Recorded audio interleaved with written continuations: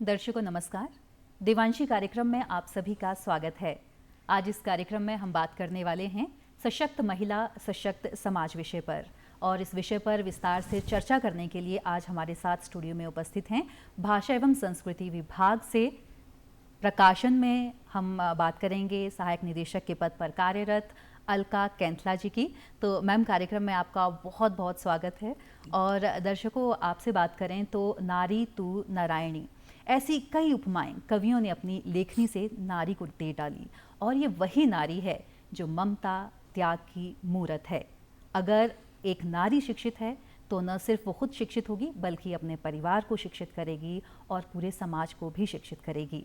अगर सशक्त नारी को सशक्त समाज की धुरी भी कह दिया जाए तो ये नहीं लगता कि इसमें कोई अतिशयोक्ति भी होगी। तो अपने इस विषय को हम आगे बढ़ाएंगे और बात करेंगे इसी विषय पर अलका कैंथला जी से। तो मैम, सशक्त नारी की बात हो रही है, अगर आपके नज़रिए से हम जानना चाहें कि एक नारी को सशक्त कब कहा जा सकता है?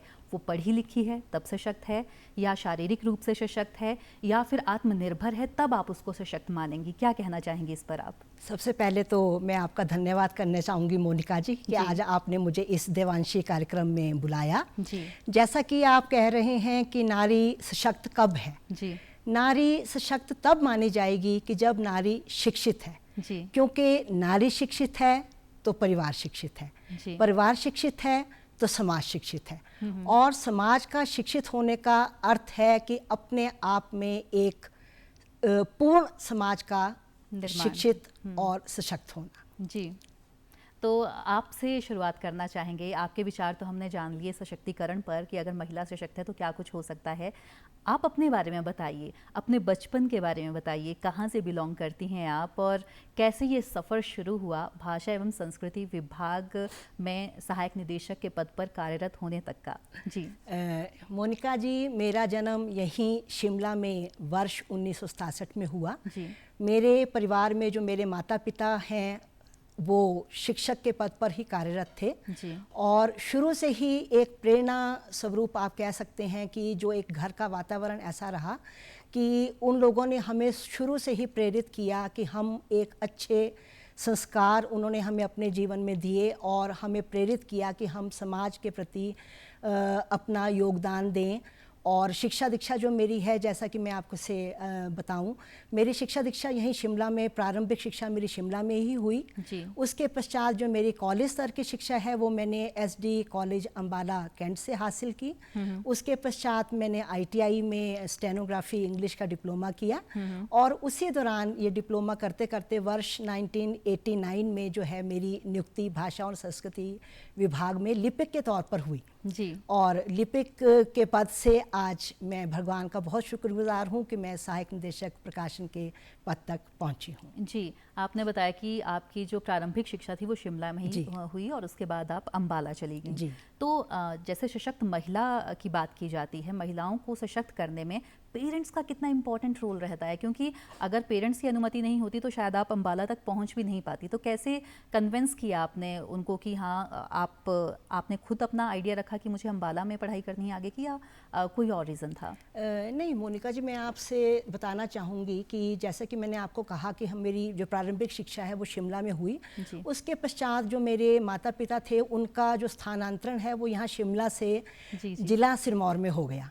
तो ये बात है बहुत पुरानी, वर्षों पुरानी बात है। तो उस समय इतना जो शिक्षा के माध्यम नहीं थे, कॉलेजेस स्कूल्स बहुत कम थे। तो जो हमारा नज़दीकी कॉलेज था वो सिरमौर में जिला पौंटा से अंबाला जो था वो मुझे नज़दीक पड़ता था।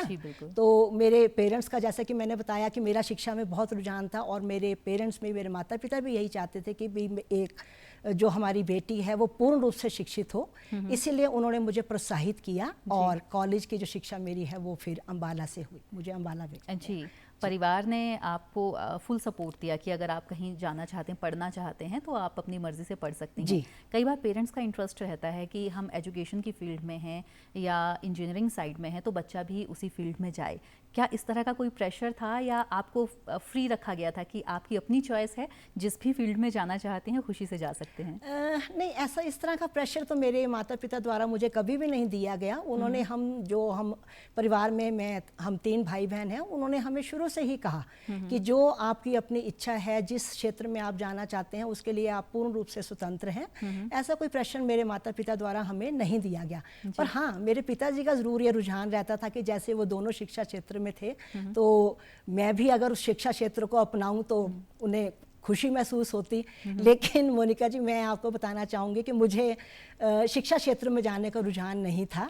तो यही शायद कारण रहा कि जो मेरी रुचि शुरू से म्यूज़िक में रही, लेखन में रही, और थोड़ा मुझे पठन पाठन का भी शौक़ रहा, तो मेरा भगवान ने अपने आप ही कुछ एक ऐसा वो बनाया कि आज मैं भाषा संस्कृति विभाग में आ गई। जी, बहुत खुशी मिलती है कि जो हम चाहते हैं अगर उन ख्वाबों को हम पूरा कर पाते हैं।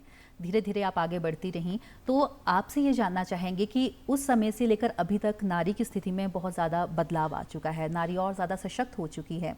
और जब आप उस समय अगर आप को रखें और इस समय की बात करें, तो आप कितना बदलाव पाती हैं नारी की स्थिति में, कितना सशक्त पाती हैं उस टाइम की अगर बात करें और अब की बात करें?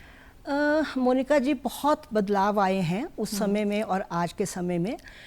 ठीक है, शिक्षा का जो अपना एक स्तर है उसमें भी बहुत बदलाव देखे जा सकते हैं। जैसे कि मैं आपसे पहले ही बता रही थी कि जो पहले का दौर था उस समय कॉलेजेस, स्कूल्स इतने नहीं थे, शिक्षा का स्तर इतना नहीं था, लेकिन समय के अनुसार जो बदलाव आते गए, और आज आपको पता है कि जो हमारी अपनी नई शिक्षा नीति आई है उसके तहत भी देखिए आप, बालक बालिकाओं को शिक्षा का स्तर जो है वो कितना बढ़ चुका है, और प्राथमिक स्तर से ही बच्चों के जो शिक्षा में बहुत बदलाव हैं। हमारे समय में वो इतना स्तर नहीं था, लेकिन आज के टाइम में वो जो स्तर जो है काफ़ी बढ़ चुका है, और उसी के वजह से शायद ये है कि बच्चे आज के समय में इस शिक्षा को ग्रहण करते हुए काफ़ी जो ऊंचे दर्जे तक और ऊंचे स्तर तक बच्चों अपने आप हर क्षेत्र में बच्चों लेकर शिक्षा की आपने बात की और कुछ योजनाओं की बात की। बहुत सारी योजनाएं चली हैं बच्चियों के लिए या जो बड़ी महिलाएं हैं उनके लिए, ताकि वो आत्मनिर्भर बन सकें। आपको क्या लगता है, शिक्षा अगर हम लड़की को दे रहे हैं तो किस तरह से वो उसको आत्मनिर्भर बनाने में अहम भूमिका अदा कर सकती है? और ये जो योजनाएं चलाई जा रही हैं, या किसी तरह से ये महत्वपूर्ण है, या कितना बदलाव आया है उन योजनाओं से, क्या कहना चाहेंगे आप? शिक्षा जो है वो बालिकाओं के लिए, महिलाओं के लिए तो खैर मोनिका जी बहुत ही महत्वपूर्ण है। शिक्षा ही एक जरिया है जो महिलाओं को, बालिकाओं को सशक्त बना रहा है। आत्मनिर्भर होने में भी जो मुख्य भूमिका है वो शिक्षा की रहती है। और जो शिक्षा का सबसे पहला जो दायित्व है वो माता पिता से, घर से ही आरंभ होता है। यदि माता पिता अपने बच्चों को अच्छे से शिक्षित करते हैं, विशेषकर बालिकाओं को शिक्षित करते हैं, तो वो आगे जाकर अपने परिवार को, अपने समाज को एक अपना महत्वपूर्ण योगदान दे सकती हैं, चाहे वो किसी भी क्षेत्र में हो। तो महिलाएं यदि सशक्त हैं, शिक्षित हैं, तो जैसे कि पहले मैंने आपको कहा, समाज भी तभी सशक्त है। जी, वर्किंग है आप, हस्बैंड भी काम कर रहे हैं। अगर आपके माता पिता की बात की जाए तो ऑलरेडी मम्मी पापा आपके शिक्षक के तौर पर कार्यरत थे, आपने बताया शिक्षक थे। तो आपको क्या लगता है कि जो प्रॉपर टाइम, प्रॉपर केयर बच्चे को मिलनी चाहिए, एक वर्किंग वुमेन दे सकती है? क्या क्या बेनिफिट्स हैं उसके, क्या बताना चाहेंगी आप? क्योंकि आप तो उस माहौल में पली बड़ी, तो अगर मदर काम कर रही हैं तो किस तरह से इंस्पायर हुई आप? जी, देखें, जैसे कि मैंने आपको पहले भी बताया कि मेरे जो मदर थे वो भी वर्किंग थे। तो लेकिन यदि महिला वर्किंग है तो ऐसा नहीं है कि वो घर पे अपना समय नहीं दे पाएगी। हाँ, ये ज़रूर है कि भी हमें अपना काम में और अपने परिवार के लिए जो हमने समय देना है उसमें हमें सामंजस्य ज़रूर बिठाना पड़ता है। ये ज़रूर है कि जैसे अब मेरे माता थे या मैं हूँ या मेरी अपनी जो बिटिया है, मैंने अपने बेटी को भी एज ए वर्किंग लेडी रहते हुए अपनी बेटी को पूरा टाइम दिया। ऑफिस से आने के बाद बच्चे को पढ़ाना, बच्चों को देखना, बच्चों के साथ घूमने जाना, हर तरह का सामंजस्य जो है वो एक महिला को एज ए वर्किंग होते हुए सामंजस्य तो बिठाना पड़ता है। हाँ, ये ज़रूर है कि जो महिलाएं वर्किंग नहीं हैं, गृहिणियां हैं, उनको जो उनके पास है वो बच्चों के लिए थोड़ा ज़्यादा समय होता है, जो वर्किंग लेडीज़ हैं उनके पास थोड़ा कम समय है। लेकिन ऐसा कुछ नहीं है कि भी वर्किंग वीमेंस जो है वो परिवार को अपना पूर्ण टाइम नहीं दे पाती। जी, दायित्व बढ़ जाता है एक महिला का जब वो घर भी संभालती है और बाहर भी अपना काम करती है। ऐसे में हेल्थ इश्यूज हो जाते हैं, तो अपना ख्याल महिलाएं कैसे रख सकती हैं, क्योंकि सशक्त तभी होंगी जब वो हेल्थ वाइज फिट होंगी। तो आप कैसे मैनेज करती हैं? देखिए, जहाँ तक आपने बात की अपने हेल्थ की, तो वही बात जैसे कि मैंने पहले कहा कि हमें सामंजस्य बिठाना है। तो अपने नौकरी के साथ साथ, परिवार को देखने के साथ साथ, महिलाओं का मेन जो दायित्व है वो अपने बारे में भी सोचना और अपनी हेल्थ के बारे में भी सोचना है। तो उसके लिए यही है कि भी हम थोड़ा अपना जो टाइम मैनेजमेंट उस तरह से रखें कि भी हम अपने परिवार का भी, अपना भी, अपने बच्चों का भी ध्यान रख पाएँ और अपनी सेहत का भी ध्यान रख पाएँ। तो उसके लिए ये है कि अच्छा खाएं, अच्छा सोचें और अच्छा पढ़ें। जी, आपके शौक की तरफ भी आएंगे जी, लेकिन उससे पहले आपके विभाग की तरफ चलते हैं। भाषा एवं संस्कृति विभाग में आप हैं जी। किस तरह का कार्य रहता है उसमें और किस तरह से आप अपना रोल उसमें प्ले करती हैं? जी, देखिए, जैसा कि मैंने आपको पहले ही बताया कि मैं भाषा एवं संस्कृति विभाग में कार्यरत हूँ। हमारा भाषा एवं संस्कृति विभाग एक अपने में अनेकता में एकता को एक तरह से आप कह सकते हैं समेटे हुए हैं जी। इसमें अलग अलग प्रभाग हैं, जैसे हमारा अपना अभिलेखागार है, संस्कृति है, भाषा है, कला है। इसमें विविध आयाम जो हमारे विभाग में जुड़े हुए हैं और हमारे विभाग का जो काम है वो हमारे प्रदेश की संस्कृति का व्यापक रूप से जो है प्रचार प्रसार करना है जी। इसमें अलग अलग प्रभाग जो हैं वो अपने अलग अलग ढंग से काम कर रहे हैं और साहित्यिक आयोजन, कवि सम्मेलन, भाषण प्रतियोगिताएं, बच्चों की विभिन्न प्रतियोगिताएं, जो हमारी अभिलेखागार की प्रदर्शनियां हैं, सांस्कृतिक कार्यक्रम हैं, जो हमारे प्रदेश में विभिन्न मेले त्यौहार हैं, उसमें जो हमारे अपने प्रदेश की संस्कृति को दर्शाने के लिए विभिन्न सांस्कृतिक दल जो हैं वो समय समय पर जो अपनी प्रस्तुतियां देते हैं। और इसीलिए जो हमारा भाषा संस्कृति विभाग है एक बहुत ही अच्छा और एक कह सकते हैं कि आप पूरे प्रदेश की संस्कृति को संजोए हुए जी। आपने बताया कि अलग अलग विंग्स हैं और उस पर कार्य चला रहता है। प्रकाशन की अगर बात करें तो प्रकाशन का कई लोग हैं जिनको क्लियर होगा कि भाषा संस्कृति विभाग किस तरह से काम करता है। तो प्रकाशन किस तरह का रहता है?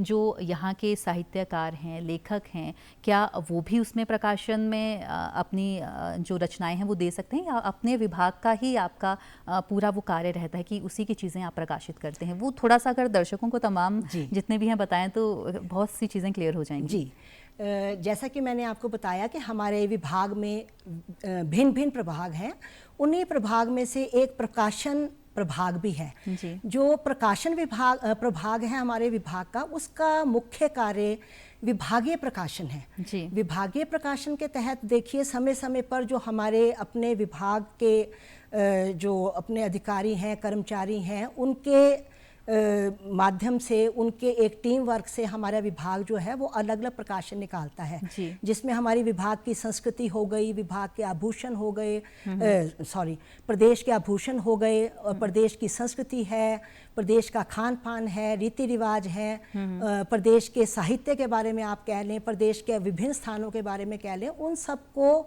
सम्मिलित करते हुए विभाग जो है वो प्रकाशन निकालता है। जहाँ तक बात है हमारे प्रदेश के साहित्यकारों की, तो हमारे विभाग की योजना भी है कि जो हमारे विभाग का एक है भाषा कला संस्कृति अकादमी है हमारे विभाग की, उसकी थोक खरीद जो है योजना है, उसके अंतर्गत हम जो हमारे प्रदेश के साहित्यकार हैं जो वो अपनी रचनाएं प्रकाशित कर रहे हैं, पुस्तकें निकाल रहे हैं, तो वो थोक खरीद के माध्यम से हमारी भाषा कला संस्कृति अकादमी उन पुस्तकों को खरीदती है। और हमारे विभाग में भी जो है वो खरीद योजना है, वो हमारे जो प्रदेश के साहित्यकार हैं उनकी पुस्तकें जो हमारा विभाग है वो भी उन्हें क्रय करता है।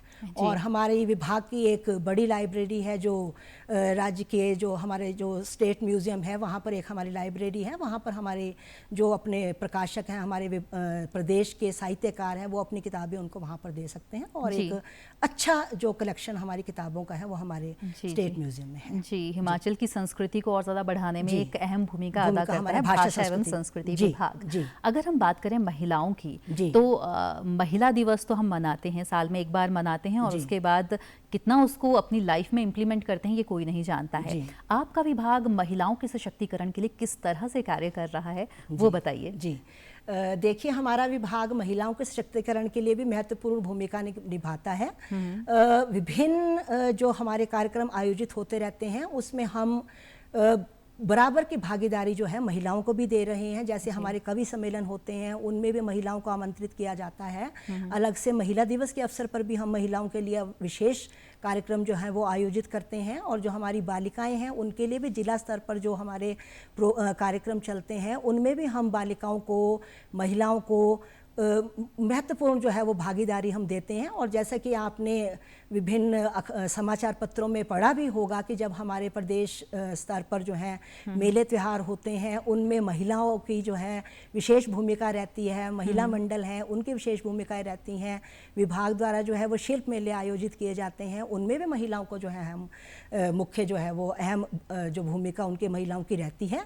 और आपने पढ़ा भी होगा समाचार पत्रों में कि भी नाटी के माध्यम से जो हमारा कुछ समय से जो है हम महिला मंडल हैं, महिलाएं हैं, वो इन मेले त्योहारों में बढ़ चढ़कर भाग लेती हैं। और जो एक सामूहिक नाटी जो है वो एक हमारा रिकॉर्ड भी बना रही है, उसके माध्यम से भी हम महिलाओं को जो है वो भागीदारी जी, गीत संगीत और नृत्य एक ऐसा माध्यम है जो खुद ब खुद सामने वाले को अपनी तरफ खींच लेता है, और एक बहुत ही स्ट्रॉन्ग मैसेज इसके थ्रू देखने वालों को और सुनने वालों को मिलता है।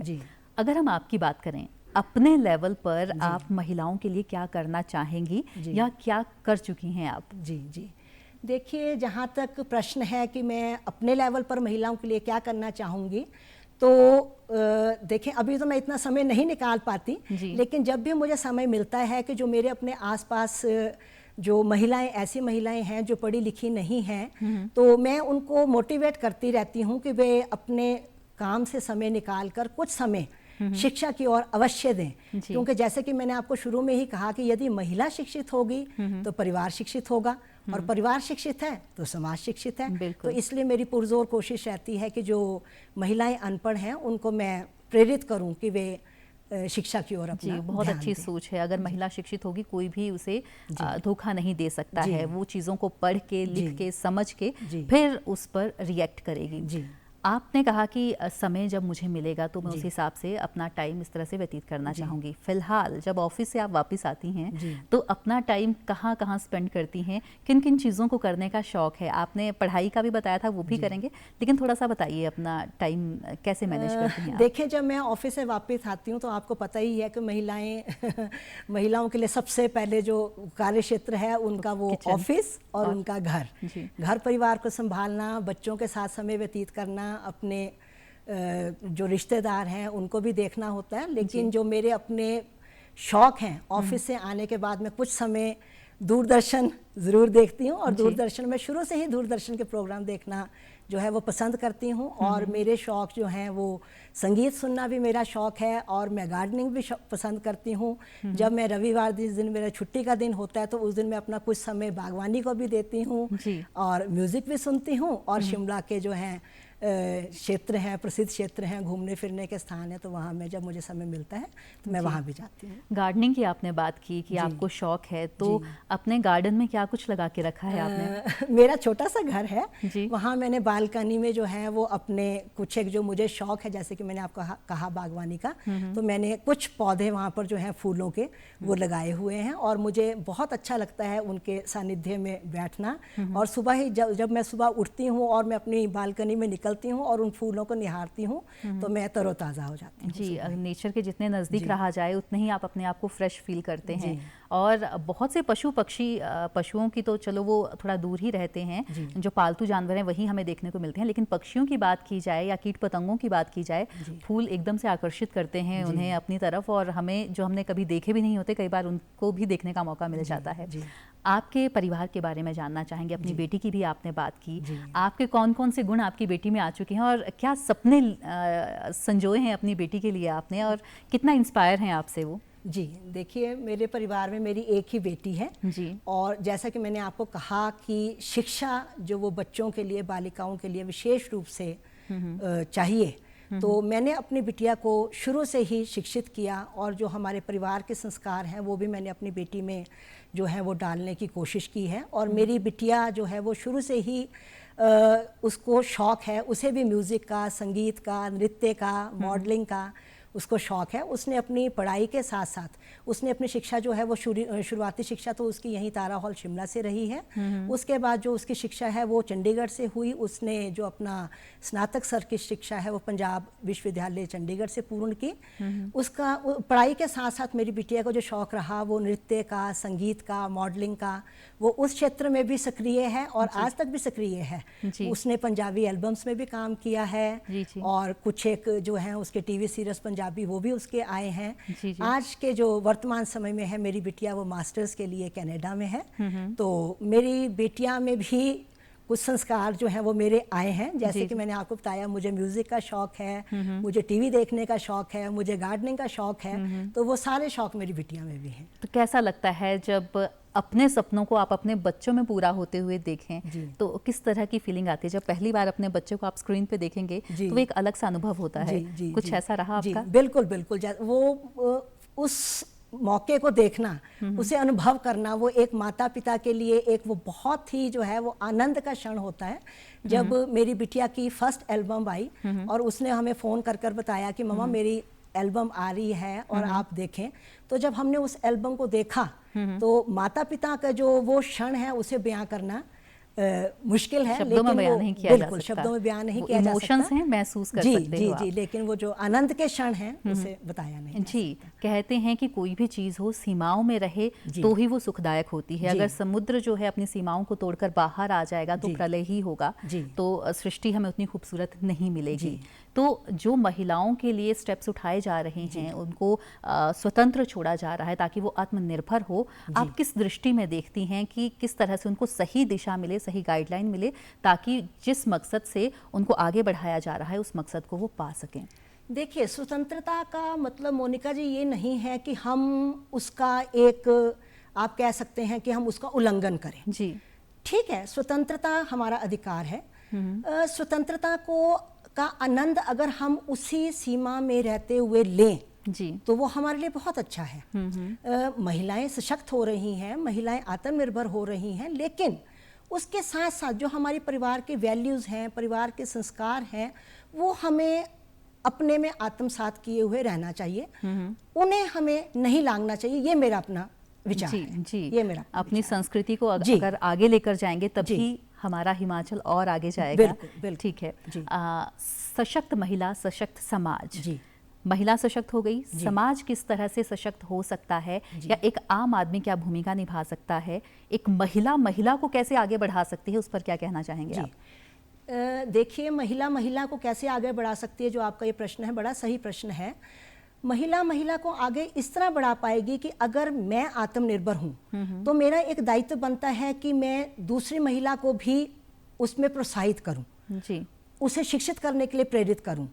अब आज के टाइम में आप देख रही हैं कि महिलाएं अपने घरों में उद्योग लगा के बैठी हैं, महिलाएं स्वयं रोजगार कर रही हैं, तो वो भी एक माध्यम है कि हम महिलाओं को उसमें अपने साथ जोड़ सकते हैं, उन्हें रोजगार दे सकते हैं, उन्हें आत्मनिर्भर बनाने में उन्हें प्रेरित कर सकते हैं। तो इसी तरह से वो एक कड़ी आगे चलती जाएगी और समाज जो है वो, महिलाएं जो हैं वो आत्मनिर्भर होते जाएंगी। जी, कहते हैं परिवर्तन जो है वो सृष्टि का नियम है, समाज का नियम है, और लगातार परिवर्तन हर चीज़ में देखा जा रहा है, सोच में भी परिवर्तन देखा जा रहा है।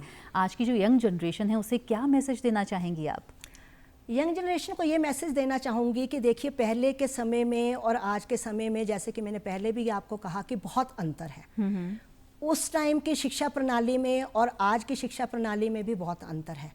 आज का जो युग है वो डिजिटाइज का युग है। आधुनिक हमारी शिक्षा है, कंप्यूटराइज है, डिजिटाइजेशन है, जिसमें बच्चे आज आगे आगे विभिन्न क्षेत्रों में जा रहे हैं जी। तो माता पिता का भी दायित्व है कि वो बच्चों को अच्छे से शिक्षित करें, बच्चों का भी दायित्व है कि वो अच्छे से शिक्षा ग्रहण करें। और जो हमारे सरकार द्वारा चलाई गई विभिन्न योजनाएं हैं, इतने जो हमारे शिक्षा के क्षेत्र खुल चुके हैं और विभिन्न कोर्सेज हैं, उसमें बच्चे अच्छे से एडमिशन्स लें, अपने जो शौक हैं उनको पूर्ण करें और उस फील्ड्स में जो उनका अपना शौक है उस फील्ड में वो जाएं और उस फील्ड में रहते हुए वो देश की प्रगति के लिए भी अपना योगदान दें। जी, इतना लंबा अरसा हो गया आपको अपने कार्यक्षेत्र में काम करते हुए, बहुत सी खट्टी मीठी यादें रहती है, कोई ऐसा अनुभव जो हमारे तमाम दर्शकों के साथ आप साझा करना चाहें? देखिए, हाँ, ये आपने ज़रूर ठीक कहा कि भी एक लंबा अनुभव अब इस कार्य क्षेत्र में रहते हुए हुआ। कई खट्टी मीठी यादें हैं, पर लेकिन ऐसी मेरी कोई खट्टी याद तो नहीं है, मीठी ही यादें हमारी विभाग की हैं। क्योंकि जिस टाइम मैंने आपको बताऊं, मैंने इस ऑफिस में, जैसे कि मैंने आपको बताया, वर्ष 1989 में मैंने यहाँ भाषा संस्कृति विभाग में मैंने ज्वाइन किया। तो उस टाइम हम एकदम कॉलेज से निकले और सीधा हम विभाग में आए और उस टाइम जो वहाँ विभाग के कार्य प्रणाली, उस टाइम के वो काम जो है वो एकदम हमारे लिए सब कुछ नया था। लेकिन जो हमारे विभाग के उस टाइम के अधिकारी, कर्मचारी, उन सब का मुझे सहयोग रहा। उन सब ने हमें अपना सहयोग देते हुए हमें काम सिखाया, हमने उसको सीखने की कोशिश की। अपने अधिकारियों का हमने मान सम्मान, उनकी रिस्पेक्ट की, जो आज तक भी हम अपने जीवन में लागू किए हुए हैं। वो बहुत ज़रूरी है और वही हम आने वाली पीढ़ी को भी यही कहते हैं कि भी अपने जो सीनियर्स हैं उनकी हम रिस्पेक्ट करें। जी जी। अलका कैंथला जी, आप इस कार्यक्रम में आए, अपने इतने अच्छे विचार, अनुभव आपने साझा किए, इसके लिए आपका बेहद शुक्रिया। अब अपने तमाम दर्शकों से भी चाहेंगे इजाज़त, आज्ञा दीजिए, नमस्कार।